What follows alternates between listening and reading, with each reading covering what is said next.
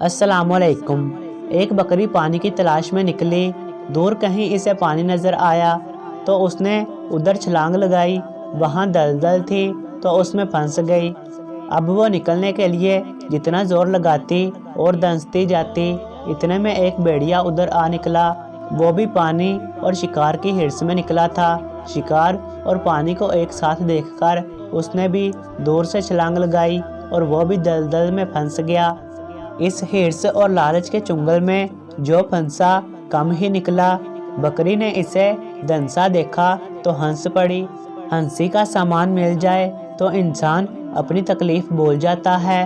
भेड़िए ने पूछा, क्यों हंसती है? बकरी ने कहा, जनाब, आज तो आप भी फंसे हुए हैं। भेड़िए ने कहा, तो तू खुद भी तो फंसी हुई है। बकरी ने कहा, मेरे फंसने और तेरे फंसने में बहुत फ़र्क है।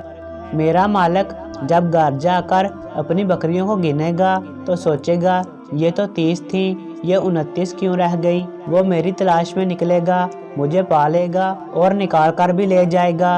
अब तू बता, तेरा कौन है और तुझे कौन निकाल कर ले जाएगा।